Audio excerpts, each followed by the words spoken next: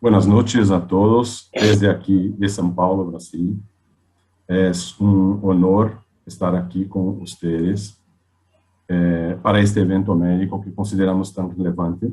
Estamos muy agradecidos por vuestra presencia virtual un miércoles lleno de actividades, casi al final de una semana más de trabajo, otra y media, tantos desórdenes que nos ha provocado la pandemia. Y ahora estamos acá nosotros de G Healthcare en nuestra Semana de la Radiología, una más que hacemos este año. Y para esta noche eh, vamos a empezar con una viñeta y después continuamos.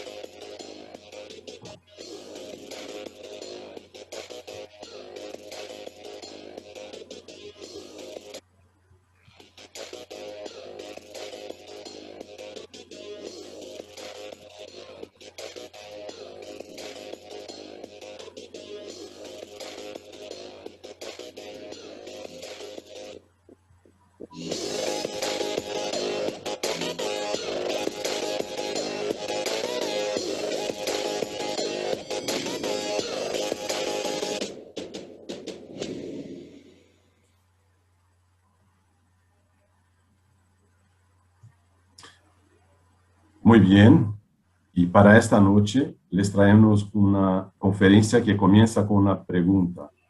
¿Qué hemos aprendido acerca de la lesión renal aguda y del uso de medios de contraste después de un año de pandemia? Por una triste coincidencia del destino, vemos que nuestras actividades de debate científico sobre el uso racional y seguro de los medios de contraste, en el caso particular de los medios de contraste iodados para la radiología, en el que tanto hablamos de preservar la función renal, surgen nuevos conocimientos sobre cómo la COVID-19 afecta la función renal de los pacientes enfermos. Agradezco y ya presento a ustedes el profesor Dr. Fernando González, nuestro ponente. Él tiene una amplia experiencia clínica y académica en el Hospital del Salvador, en Santiago de Chile, y es profesor titular de nefrología en la Universidad de Chile. Tenemos en este webinar traducción al portugués.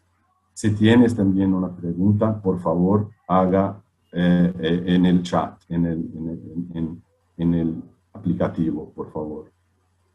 El doctor González también ha tenido la oportunidad de presentar su experiencia fuera de Chile. Espero que tengamos una reunión muy productiva. Doctor González, por favor, el escenario es tuyo. Hola, ¿qué tal? Buenas noches. Buenas tardes para el lado de México, de Centroamérica, y buenas noches para el lado de Brasil, Argentina. Para mí es un agrado el estar nuevamente en estas actividades y poderles contar un poco lo que ha sido vivir la pandemia del SARS coronavirus 2 y cómo hemos ido avanzando nosotros para poder ir tratando de explorar nuevas alternativas de tratamiento para nuestros pacientes. Para comenzar, mostrarles que hace poco más de un año y medio atrás, en diciembre del año 2019, se reporta por primera vez la aparición de una infección respiratoria severa que pocos días después, se le atribuyó y se identificó el germen, que era un nuevo virus, un nuevo coronavirus. Y este agente infeccioso, al cabo de un mes, ya había sido declarado una emergencia médica en todo el mundo, había sido declarado una pandemia. Hace casi un año atrás nos juntamos en una actividad parecida a esta, y yo les mostré la primera fase de la infección cuando llevábamos en el invierno pasado del hemisferio sur 20 millones de contagiados en el mundo, y ha pasado un año y ya tenemos 174 millones hace unos días atrás. Y lo peor es que esto no parece ir amainando, sino que vean ustedes que la curva parece que efectivamente sigue subiendo.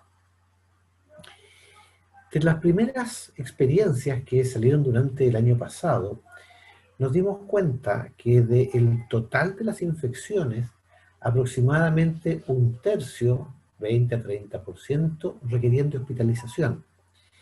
Y de estas, otro 30% aproximadamente se hospitalizaban en unidades de cuidado intensivo, y de estos últimos, otro 30% fallecían. O sea, más o menos, números fáciles, del total de infecciones, un tercio se hospitalizan, un tercio de esos se hospitalizan en cuidados intensivos, y un tercio de ellos fallece.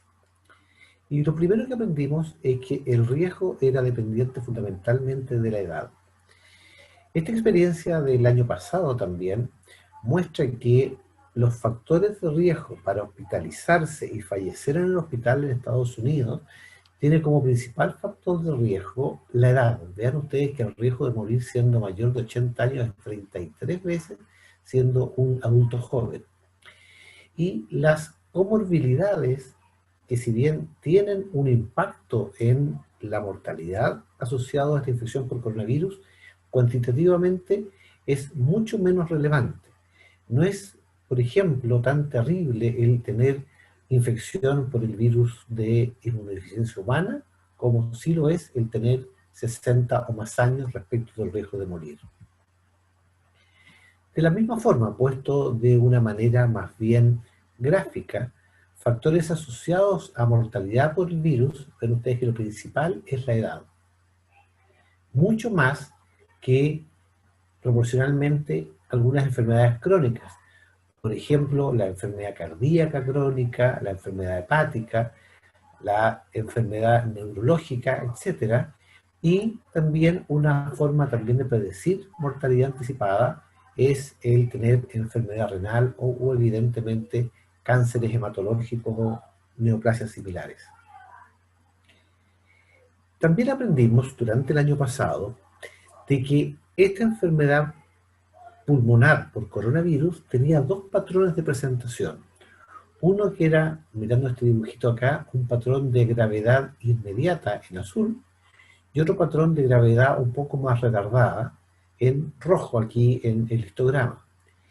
Y si uno compara estas tres gráficas en gente más joven, de mediana edad y adultos mayores, uno ve que mientras mayor es el adulto, la forma aguda, agresiva, es más frecuente que en la población más joven, que le da una enfermedad un poquito más retardada, un poco más tardía.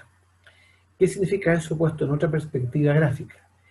Que del total de las personas que hacen enfermedad suficientemente grave como para hospitalizarse, un grupo grande se van, por supuesto, de alta después del hospital sin haber ingresado a la UCI, un 70% según las cifras que vimos en el primer gráfico. Un pequeño grupo que está aquí de un 25% en esta casuística van a la UCI, la mayoría de estos van de alta, se descargan, se mejoran, y otro grupo es el que fallece. Pero el grosor de estas líneas va cambiando según la edad del paciente. En los pacientes más jóvenes predominan las gráficas de descarga hospitalaria, en cambio en las edades más altas predominan los fallecimientos. Por lo tanto, en la enfermedad aguda, agresiva, afecta más a la gente mayor y fallece más por consecuencias de esta enfermedad. Sin embargo, durante este año 2021 hemos aprendido también de que esta enfermedad no es solo de adultos mayores, sino que vean ustedes una estadística británica, como el grupo de edad joven, de 45, 60 años o por debajo de los 44 años, empezaron a subir en el Reino Unido hacia el mes de diciembre. En paralelo, con la mejoría de los adultos mayores y un empeoramiento de la segunda ola. Considerando que, por supuesto, a fines del año pasado aparecieron las cepas mutantes, las primeras cepas mutantes ya en Europa, y que nos están afectando a nosotros también, particularmente en América Latina, la cepa brasileña. También, con estadísticas ya más recientes, año 2021, vemos que se mantiene el mismo comportamiento del año pasado. principal factor de riesgo para fallecer es la edad, pero ahora sí que aparecen algunas enfermedades más importantes, la obesidad particularmente, la inmunosupresión y más abajo otras alteraciones, morbilidades importantes como riesgo de morir anticipadamente. ¿De qué mata este virus? Mata fundamentalmente, ustedes que son expertos en imágenes lejos más que yo, de pulmones blancos, o sea, de falla ventilatoria.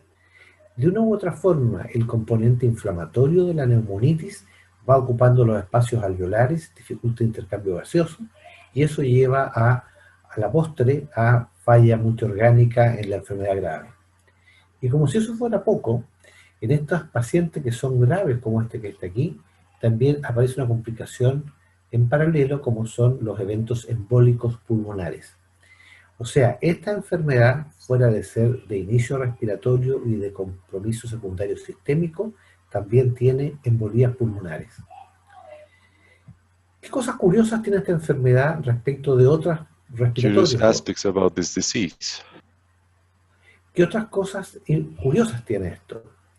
Que ven ustedes que la gente que sobrevive, que están en azul, versus los que fallecen tienen mayor dímero D, que es un marcador de la activación de la hemostasia.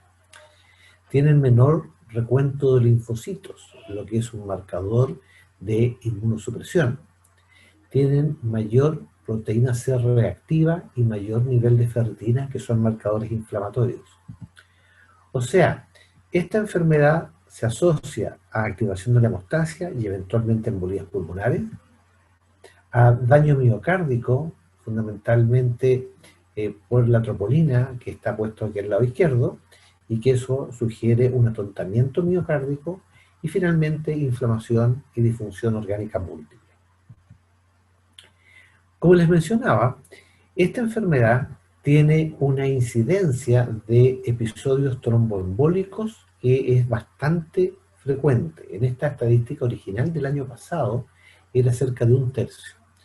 Pero si uno revisa la literatura, uno puede encontrar muchos reportes, tanto prospectivos como retrospectivos, y en general la incidencia de fenómenos embólicos en medio de la infección por coronavirus va de un 15 a un 35%. Pero en estudios de autopsia se encuentra en todos los pacientes. Por lo tanto, ¿qué significa eso? Que en el enfermo grave muchas veces hay que hacer exámenes de imagen para buscar embolías.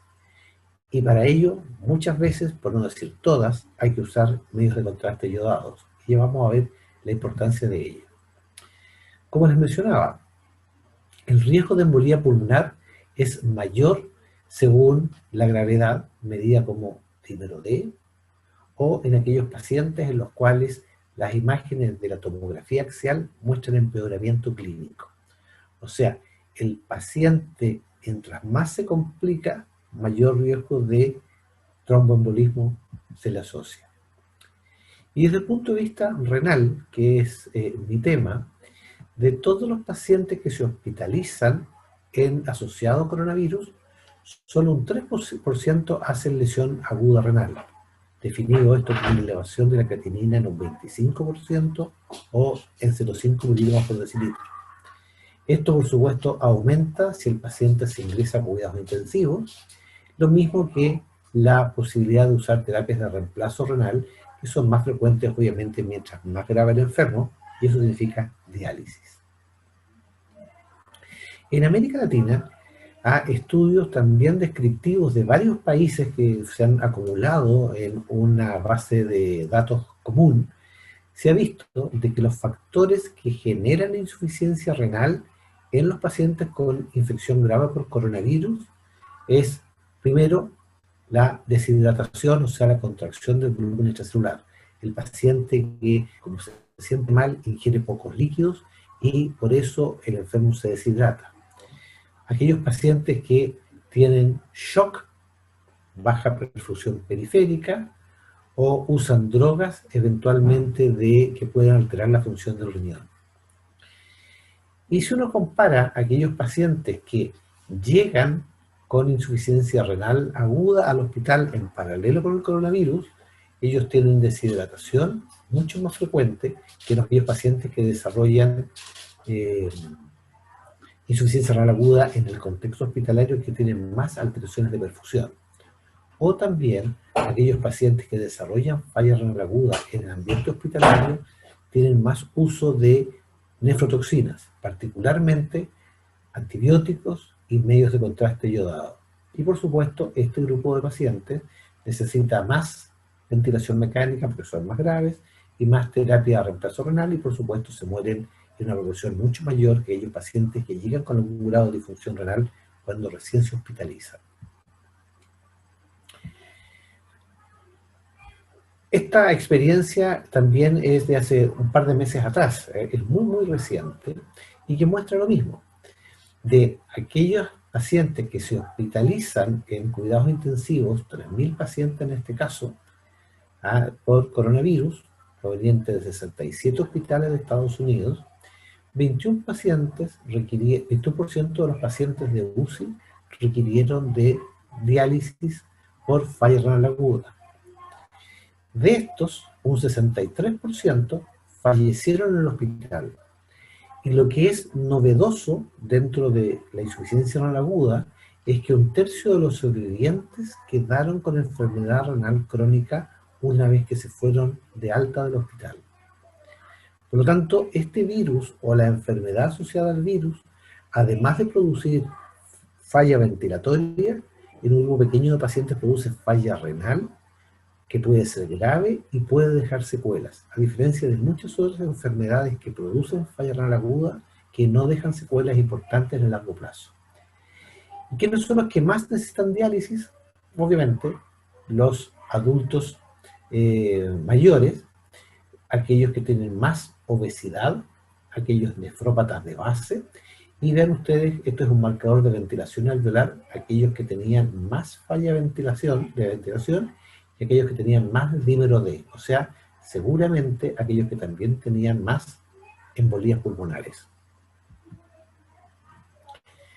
Entonces, factores de riesgo de hacer falla renal aguda es el tener linfocitos bajos, o sea, estar muy inflamados, el tener un dímero D alto, inflamados y con embolías seguramente, y aquellos que tenían más días en UCI, por supuesto.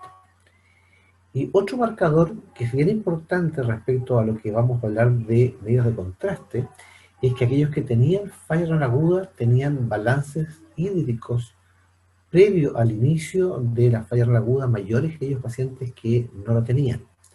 O sea, pareciera de que el tratamiento tradicional para evitar la nefropatía por contraste, que es administrar volumen, en este grupo de pacientes no es tan juicioso como los pacientes tradicionales de cardiología o de enfermedades de otro tipo que necesitan exámenes de imagen con contraste yodado. Para ir matizando esto con cifras de incidencia de enfermedad coronavirus en Latinoamérica, ven ustedes los números de casos en Colombia. Lo esperable en una pandemia, una epidemia, es que no tenga una curva en S, un número pequeño de enfermos que se enferman, empieza a acelerar rápidamente y después se aplana y la enfermedad desaparece. En cambio, en Colombia ven ustedes que tiene una curva, una segunda curva, y luego empieza a subir de nuevo. O sea, tenemos una ola, 2 olas, y todavía nos falta llegar a la tercera. Algo parecido en Brasil, aquí la primera ola, pero aquí Brasil ha sido como un alza sostenida desde que comenzó la pandemia hasta ahora. Muy bien, volviendo al riñón. Entonces, ¿cuál sería la composición del lugar de la enfermedad renal asociada a el coronavirus? Es que en pacientes graves existe enfermedad primaria o también sobreinfecciones bacterianas que generan algún grado de disfunción de la volemia y que esos principalmente son los que llevan a insuficiencia renal. Y que muchos de estos pacientes tienen que ser dializados para poder suplir la función fisiológica. Ya este grupo de pacientes, lamentablemente, por su gravedad, tenemos que hacerles exámenes que también tienen morbilidad asociada, como son aquellos exámenes que necesitan medios de contraste yodado y debemos darle muchas veces antibióticos u otros agentes farmacéuticos, farmacológicos que también pueden producir falla renal. Y por último, para hacer el paquete completo, los pacientes con falla renal aguda suelen también tener más falla ventilatoria, lo que significa entonces que las dos enfermedades están relacionadas. Si uno tabula cuando el paciente comienza a hacer la insuficiencia renal, que está en amarillo, está completamente en paralelo con el uso de ventilación mecánica. Y esto muy probablemente porque la ventilación mecánica a presión positiva dificulta el llenado ventricular de la sangre sistémica, por lo tanto produce más baja de perfusión de los órganos.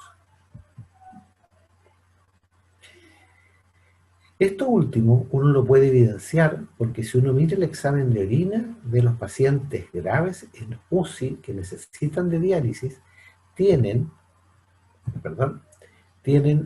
un sodio de orina que tiende a ser bajo y una densidad urinaria que tiende a ser alta, o sea, es un riñón que está ávido de reabsorber todo.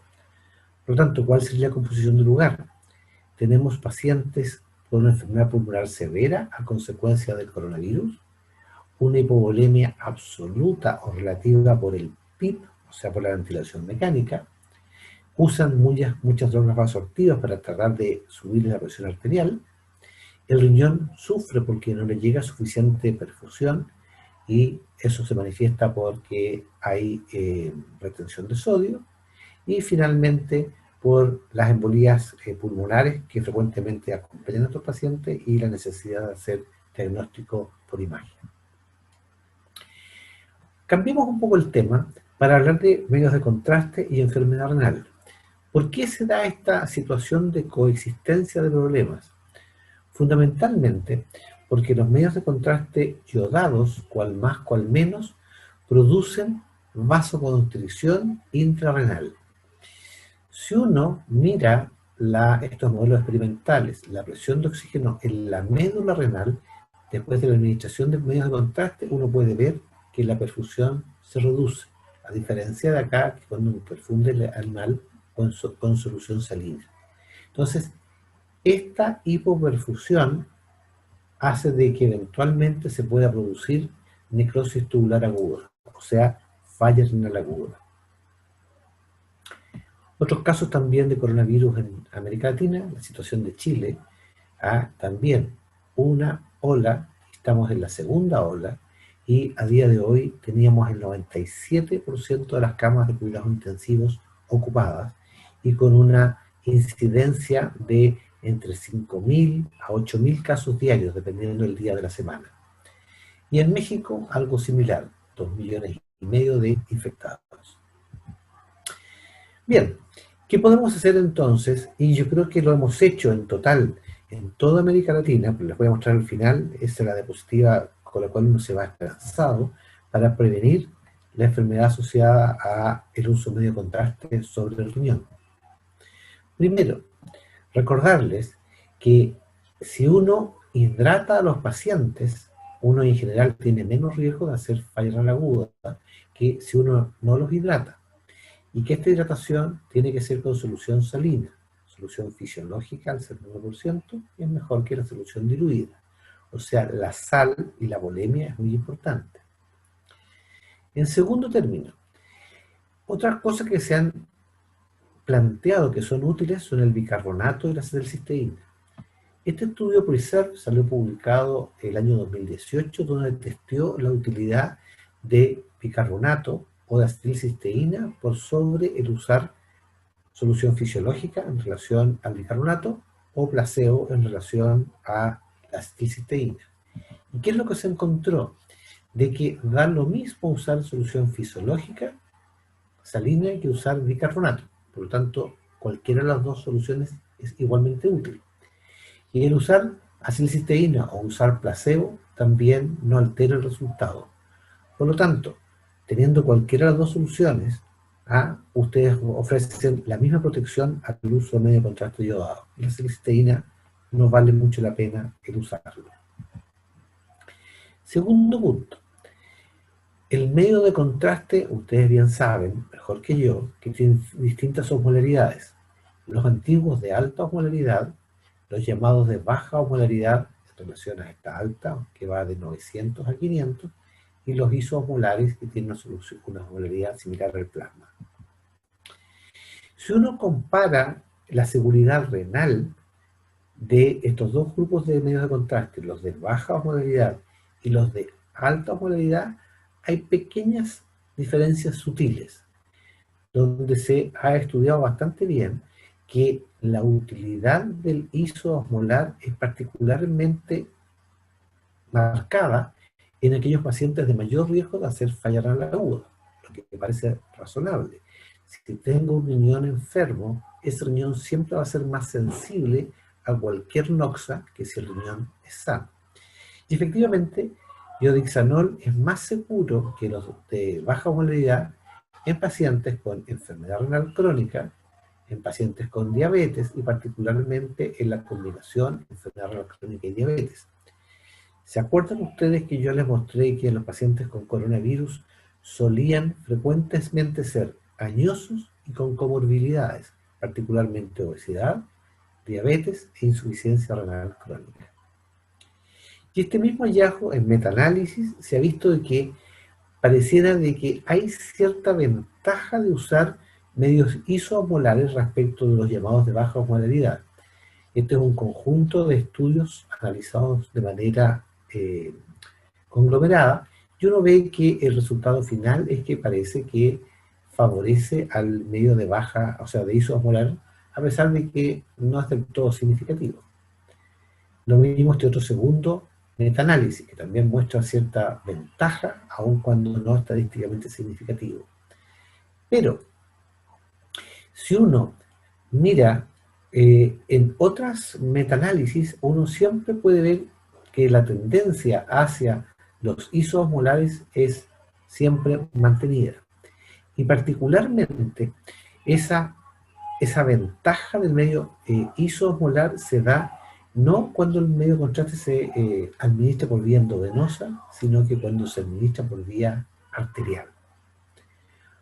Ojo, que los procedimientos cardiológicos son todos por vía arterial.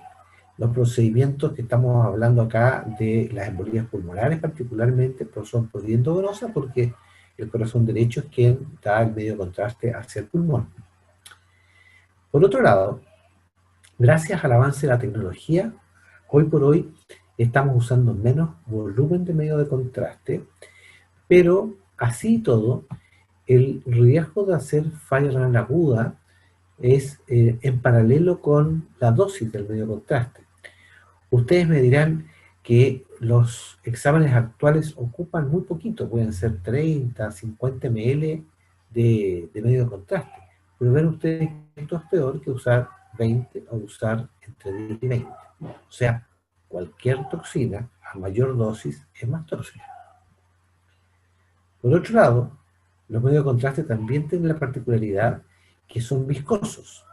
Y esa viscosidad también hace de que circule la sangre más lento en la médula renal cuando son más viscosos respecto de menos viscosos. Médula renal que ya estaba comprometida por la vasoconstricción asociada al medio de contraste y también eventualmente por la enfermedad sistémica que está afectando al paciente. Pero, afortunadamente, como los medios de contraste, antes de administrarlos, todos se calientan a 37 grados para poderlo administrar de forma segura, las viscosidades son prácticamente iguales para todos los medios de contraste que se usan en clínica. Raya para la suma, entonces, la viscosidad no es algo por lo que tengamos que nosotros preocuparnos, pero sí tenemos que preocuparnos por la osmolaridad. A mayor osmolaridad, mayor riesgo de hacer falla renal aguda asociado al uso de ellos. Bien, entonces, ¿cómo les recomendaría yo usar medio de contraste iodado en pacientes de riesgo? Primero, pacientes en general, para aprovechar la conversación. Primero, saliendo del coronavirus, porque podemos ver específicamente el coronavirus, identifique aquellos pacientes que tengan riesgo de hacer enfermedad renal que uno no haya reconocido. Por ejemplo, los nefrópatas conocidos, obvio, los diabéticos, que lo vimos en las diapositivas anteriores, los adultos mayores, aquellos hospitalizados, particularmente en unidades de cuidado intensivo, o aquellos con algún grado de compromiso cardíaco que haga que el débito cardíaco sea más bajo que lo normal. A ese grupo, hidrátelos con solución salina, sea cloruro de sodio o bicarbonato de sodio, más o menos 70-80 ml por hora, por unas 6 a 8 horas pre-procedimiento y 6 a 8 horas post-procedimiento. Y eventualmente use iodixanol, como les mostraba en la diapositiva anterior, particularmente en los pacientes de mayor riesgo, en los diabéticos y en los enfermos renales crónicos. Esto está pensado en la gente sin coronavirus. Otras experiencias de infección en el continente: Costa Rica, Perú, 327.000 pacientes infectados en Costa Rica, casi 2 millones en Perú, donde también están viviendo horas muy angustiosas porque sus hospitales también están bastante llenos, tanto que hasta las urgencias están cerradas porque no son capaces de atender más enfermos. Algo que tenemos que conversar necesariamente ustedes que son expertos también en el tema de los medios de contraste, es que de un tiempo a la parte se ha venido afirmando de que la nefropatía por contraste es un invento de los nefrólogos y que en realidad no es tan importante en cuanto a incidencia, salvo en los pocos pacientes que eventualmente desarrollen una enfermedad grave, pero que en general uno no debiera preocuparse ahora como hemos intentado hacerlos preocupar a los especialistas en imágenes. Y aquí puse 3 artículos que dicen exactamente lo mismo. La nefropatía por contraste no es tan importante como se decía. Pero, ¿qué comentario hacerle? ¿Por qué ocurre esto? Porque hemos ido avanzando, la medicina avanza, y eso es muy bonito. Eso es lo lindo de esta profesión. Vean ustedes esta casuística del año 1977. Algunos de los que estamos aquí seguramente no estudiamos medicina, estábamos en el colegio o aún no habíamos nacido. Yo estaba en el colegio en esa época. Vean ustedes que en esta época un 78% de los pacientes diabéticos que recibieron medios de contraste hicieron enfermedad renal aguda. O sea, era una complicación muy frecuente y muy temida. Año 77. Año 93. Ya aquí se habla de medios de contraste de distinto tipo. Vean ustedes que efectivamente el uso de medio de contraste hace que baje la filtración glomerular en todos. Y también nos menciona de que cae un 40% en algunos y esto se mantiene reducido por algunas horas o algunos días. Y muy probablemente lo que hace de que se dude de que tengamos nefropatía por contraste es, por ejemplo, esta experiencia del año 95. 1.200 pacientes que ya hicieron muy poca enfermedad renal respecto a lo que vimos al principio, un 7 o un 3%. Pero vean que todos fueron hidratados. O sea, ¿cuál es el mensaje? La enfermedad renal aguda asociada al uso de medio de contraste es cierto, es cada vez más rara. ¿Por qué? Porque sabemos que existe. Sabemos que hay que proteger a los enfermos. ¿Cómo? Identificándolos de riesgo, hidratándolos adecuadamente, usando la menor dosis de medio de contraste yodado y ojalá usando aquellos menos tóxicos.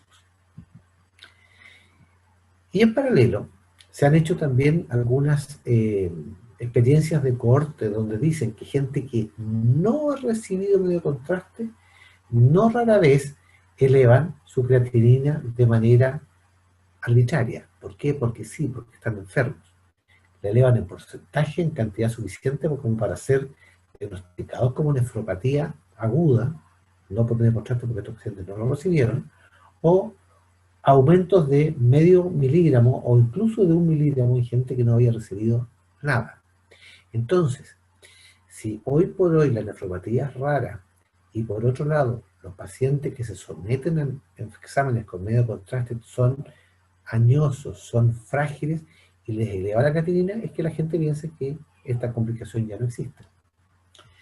Pero si uno mira la incidencia de falla renal aguda en pacientes que se someten a escáner, que es lo que nos preocupa en el caso del coronavirus, vean ustedes que de todas maneras el uso de cualquier medio de contraste eleva la creatinina más frecuentemente que el no uso, que son las barras blancas. Y esto es más frecuente según más enfermo del riñón esté quien recibe el medio de contraste. Buena noticia, que esto nos va a importar mucho para el coronavirus. Esta es una experiencia observacional italiana que miraron a pacientes que se sometían a tomografía computarizada y que recibían iodixanol y que no se les hizo ninguna intervención especial, sino que usaban solamente el protocolo de acción de los centros clínicos que estaban participando en el estudio. Y vieron que, claro, había cierto riesgo de hacer enfermedad renal, vean ustedes acá, en los pacientes nefrópatas, pero los diabéticos y los cardiópatas ya no. Qué interesante. Antes decíamos que estos eran factores de riesgo de hacer enfermedad renal aguda, pero ahora con el escáner, con medio de contraste, con iodixanol, eso no ocurre. ¿Y por qué? Porque seguramente este grupo de pacientes ya era un grupo de pacientes identificados como de riesgo y tratados de una manera estándar, pero profiláctica de la complicación. O sea, muy distinto a los pacientes antiguos. Por lo tanto, entonces, si uno tiene protocolos de acción en el hospital donde uno trabaja y uno trata de reducir el volumen de medio contraste, usar el medio contraste menos tóxico y usar las medidas preventivas que tengamos a mano, uno puede reducir al máximo la posibilidad de que aparezca esta complicación. Entonces, con esto último en mente, ¿qué les puedo recomendar yo para prevenir la enfermedad renal aguda asociada a coronavirus? Primero, identifique al paciente de riesgo, y ya vimos quiénes eran. Eran pacientes de cuidados intensivos, pacientes que están en ventilación mecánica, que están con drogas vasoactivas, que están oligúricos, que tienen múltiples comorbilidades, o sea, el enfermo grave de UCI. En una sola palabra, el enfermo grave de UCI es de riesgo. En este grupo de pacientes no le podemos dar volumen. ¿Por qué? Porque resulta que el pulmón puede disfuncionar y empeora la enfermedad pulmonar asociada al virus. Por lo tanto, ¿qué podemos hacer?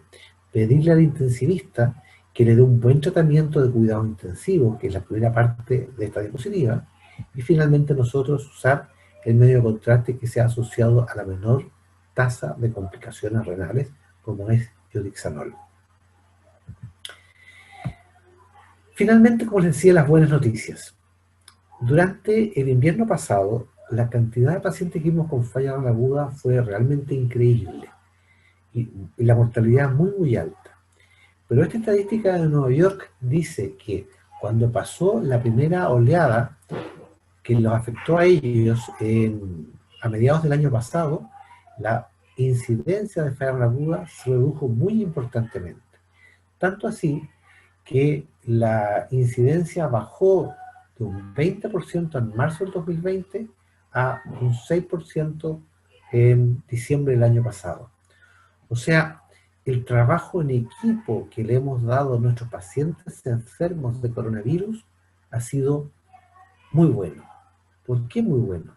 Porque al menos una de las complicaciones, la que más mata a estos pacientes, la hemos podido reducir con un cuidado médico global que es apropiado.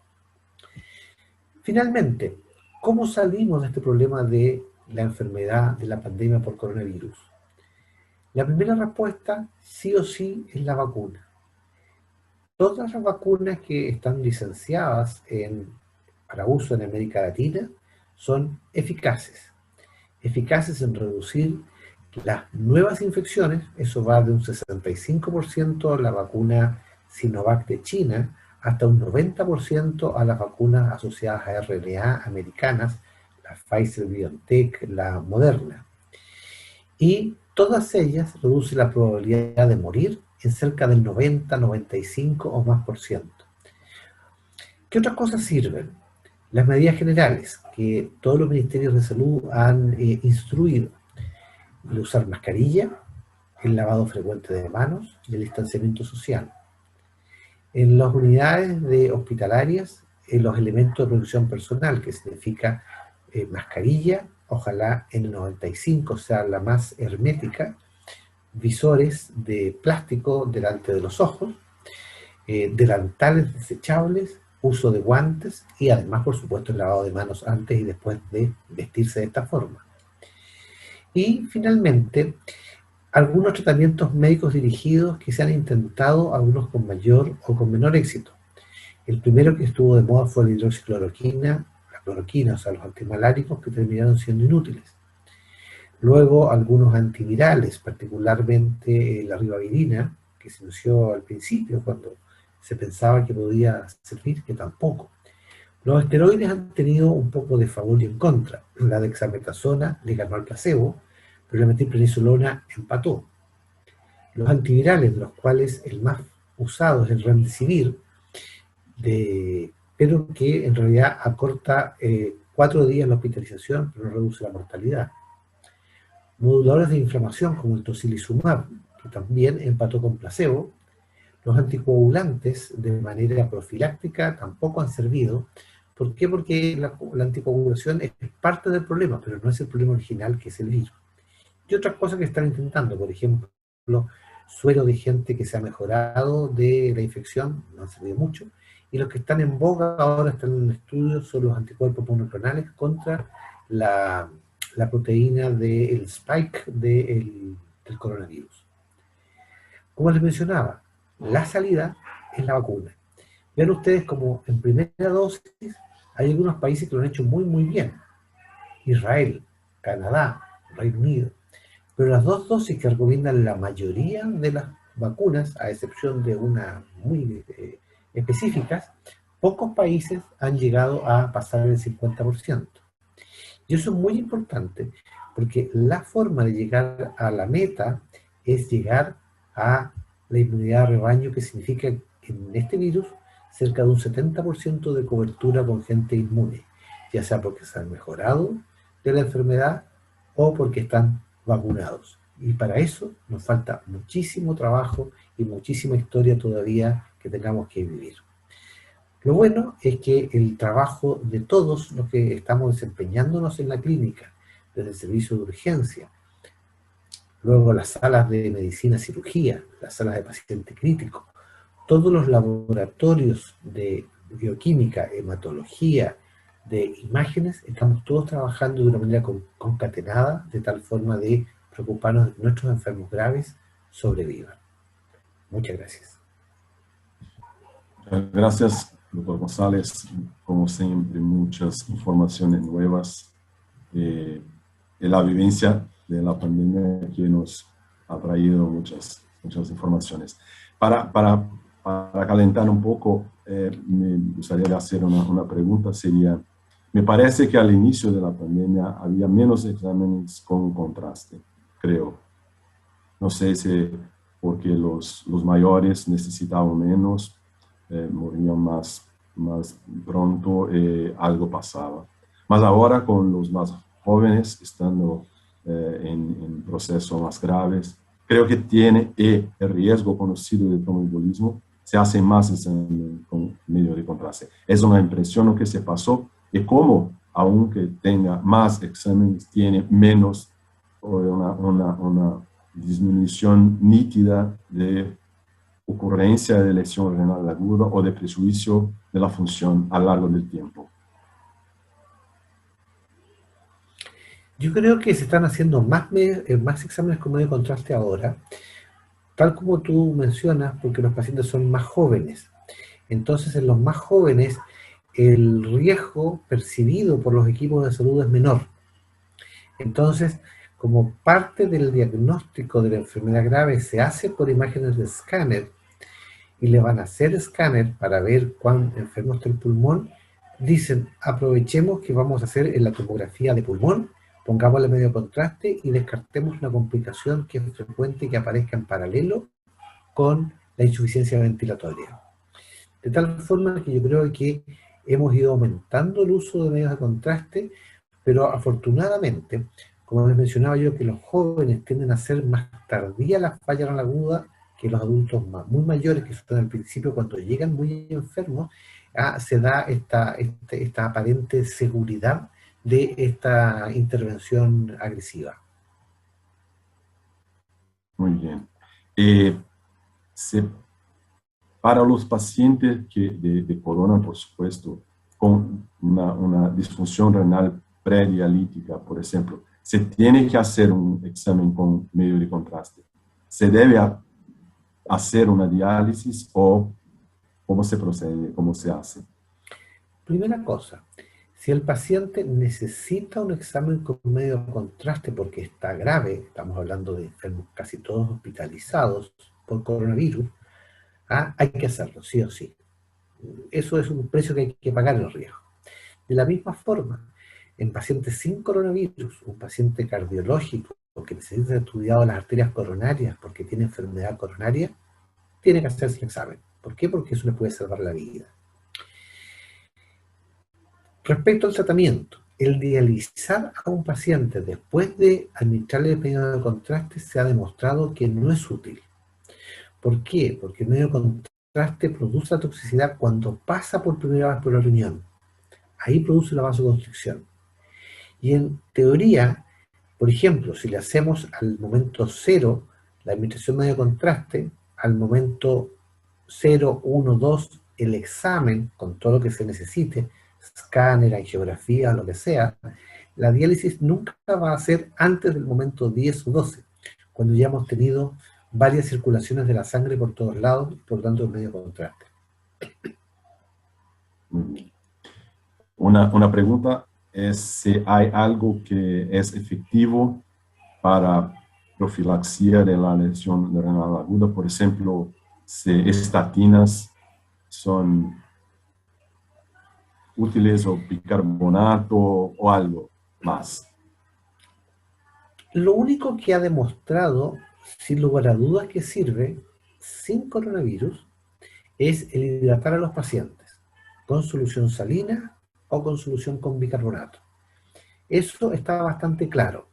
Es malo que un paciente deshidratado reciba cualquier cosa que produzca vasoconstricción renal, y eso es el medio de contraste. ¿Hay algún otro fármaco que reduzca el riesgo? En la realidad no. La silcisteína, que se pensó durante muchos años que servía, demostró el estudio PRESERVE, no demostró mayor utilidad que el placebo.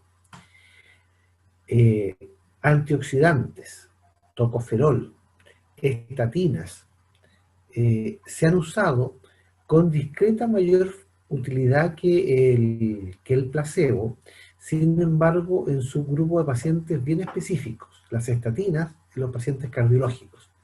Pero también las estatinas son muy buenas para el corazón, entonces uno sabe si el corazón funcionó mejor por la estatina y por eso hubo menos falla renal. ¿Por qué? Porque de una otra forma el corazón es que le da el débito sanguíneo hacia el riñón. De tal forma de que lo único es hidratar. Y en el caso de los pacientes que no pueden ser hidratados, por ejemplo, lo que mostraba en el coronavirus, en realidad estamos bastante atados de manos. Y lo único que nos queda es usar el medio contraste menos tóxico y usar la menor dosis de medio contraste que nos permita hacer el diagnóstico de imagen que necesita el paciente para un diagnóstico y tratamiento oportunos y apropiados. Y en este sentido, ¿cuál tiene sido la participación del nefrólogo en la toma de decisión del uso de un medio de contraste u otro?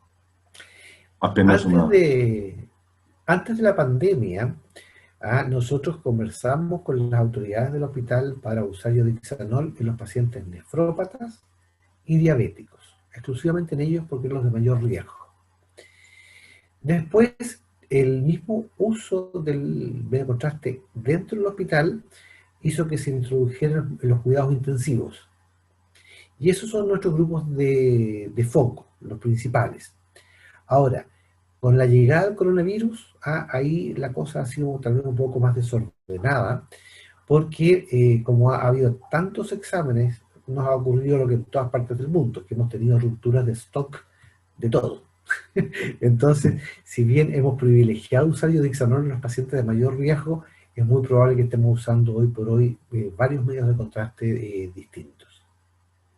Así es, muy bien. Déjame ver si hay más alguna pregunta, más creo que... Hay una de diálisis, que la Sí, veo. hay una de diálisis, sí. Si dice si la diálisis funciona y si ella debe ser realizada antes o después del examen con medio de contraste para investigar embolía pulmonar en los pacientes con coronavirus. Así es. Si el paciente está ya en diálisis, es irrelevante.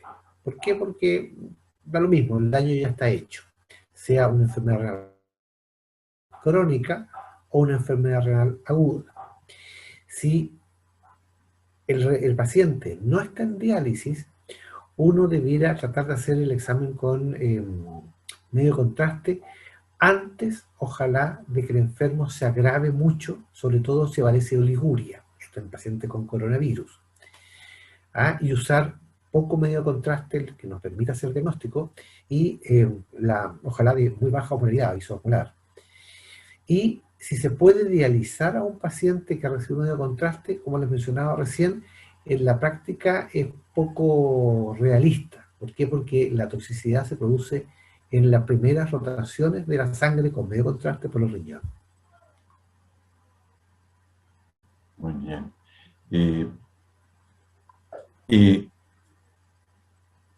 ¿Y cuál tiene sido la experiencia? No sé si hay posibilidad de usar iodixanol comparado a un de baja osmolaridad. No sé si hay sensibilidad suficiente en este momento para imaginar lo que se puede pasar con la decisión. En el caso del coronavirus no hay ningún estudio, por lo menos hasta hace un mes atrás, que hubiera explorado eso siquiera. Porque evidentemente en este momento la importancia no está en el riñón por los medios de contraste. La importancia es en tener camas de UCI, tener ventiladores mecánicos, tener todo lo que se está usando en todas partes del mundo. En algunos lados es solamente el oxígeno. En Perú, en Bolivia, en Ecuador han tenido muchos problemas por la falta de oxígeno medicinal. Entonces no hay estudios que comparen. Eso. Otra pregunta que me hacen acá es ¿cuánto tiempo antes y después de hidratación? Sin coronavirus, entre 8 y 12 horas es lo que se recomienda en general. Sin embargo, hay algunas experiencias que son de muy buena calidad que dicen que si un paciente llega al servicio de urgencia con un infarto al miocardio, por ejemplo, que viene recién llegando, uno puede pasarle entre 500 y 1000 ml desde el momento que se hace el diagnóstico clínico de infarto hasta que ingresa a la sala de estudio de hemodinámica. De la misma forma, si llega un paciente con un politrauma, con un cuadro abdominal, una septicemia o algo así, se puede hidratar con 1 litro desde aproximadamente el diagnóstico, la solicitud del examen, hasta que efectivamente el examen se hace, que siempre tiene una latencia que tienen que llevar al enfermo a la unidad de imágenes, prepararlo, ponerlo en la camilla correspondiente, etcétera, etcétera. Ese litro ahorra riñón. Ese litro hay que usarlo. Eso es lo más como rápido que se puede hacer. Si es selectivo, ojalá 70, 80 ml por hora por 6 a 8 horas pre y post. Pero si es de urgencia, con 1 litro, suficiente. Una pregunta sería ¿cuál es la expectativa en el futuro próximo de pacientes con un prejuicio renal que no sea visible, más que sea consecuencia de la COVID, como ya se observa para cardiopatías ocultas, como se dice, de que cerca de 1/3, 40% de pacientes a veces después, aunque tengan una COVID poco sintomática, tienen algo que hace un residuo de baja función que se manifiesta. ¿Cuál es la expectativa para la función renal? En realidad no lo sabemos tampoco, porque nosotros tenemos buena información de los pacientes graves. Y eso uno ve que bajan de peso durante la hospitalización 5, 10, 15 kilos, salen con mucha dificultad respiratoria, mucha fragilidad y se van mejorando en los siguientes meses. Si tú me preguntas por pacientes que han sufrido una enfermedad menos grave, ahí sencillamente no sabemos. Yo creo que en los pacientes que no se hospitalizan, el daño residual que queda debe ser poco significativo, pero eso es una cosa más bien de fe que de datos objetivos. Así es. Entonces, de cualquier manera, si hay un pasado de COVID, es mejor hacer una prueba de Ser función. prudente. Sí, Sí, es prudente. sí. Okay. Porque puede ser algo al límite, Sí. entonces, ok, muy bien. Sí, así es. Muchas gracias. Creo que, no sé, creo que no tenemos más preguntas. Entonces, le agradezco nuevamente mucho por la presencia, por nuestra ponencia hoy, por la lecture que se fue muy buena. Vamos a seguir adelante. Quede bien, como siempre.